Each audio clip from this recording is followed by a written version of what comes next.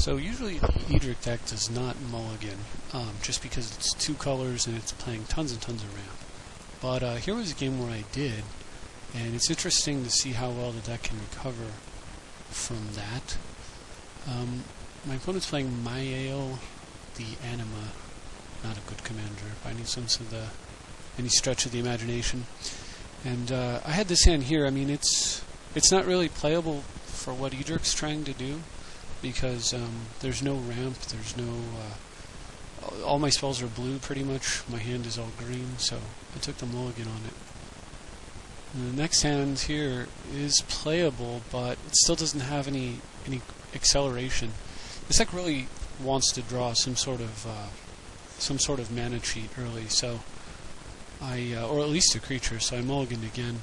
Here, very risky keep, not a lot to do, even if I did draw a forest.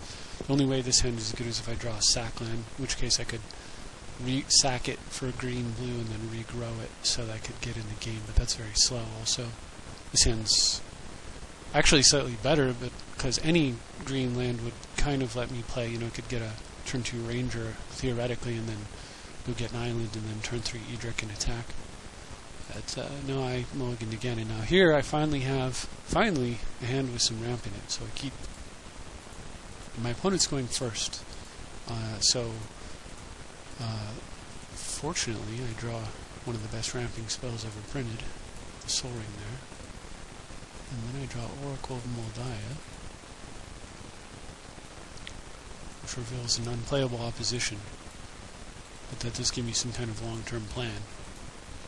So my opponent plays Calny Heart instead of playing his commander and, you know, blocking. So that lets me cast Edric and draw 2 cards and recover. So would have been nice if that island had been on top, if I'd have drawn the land instead of drawing land, but that's okay.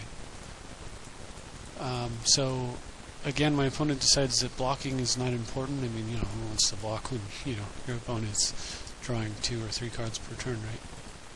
The funny thing is, he knows exactly what I've drawn. He's seen every card that I've drawn from basically when my hand was empty. He knows I have opposition Winter Orb. Why does he do this? This is just one of those examples of where I think people just... There are some people that just aren't good at this game. So I even asked him that, and he's like, you win. And I asked him why he did what he did, and he says there's nothing else he could have done. Wasn't much for him to do. So it's just, I think people get blind spots like this.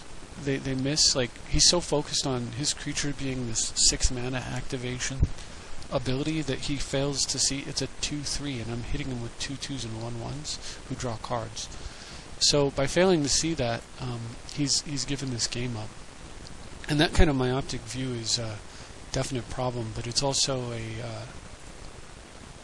what ends up happening is, against somebody like this, later on he'll go and tell the story, completely blind to the fact that he could have stopped all this. He'll go and tell the story of how I mulliganed to 3 and I had an unstoppable draw. You know, that'll be his description of the game later. Not realizing he could have easily stopped it on turn 3. So try not to be that player, I guess, is the moral of the story. So anyway, I play Garrick, untap my lands, play my bird, go to play my Winter Orb, and he gives up.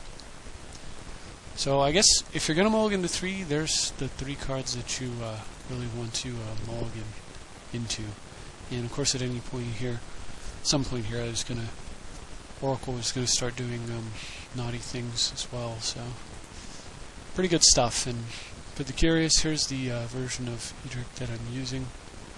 I know that I get those red watermarks on the deck list sometimes, so I'm gonna kind of like move my stuff around here, so that if you want to take a look at which cards I'm using, it's a little more clear.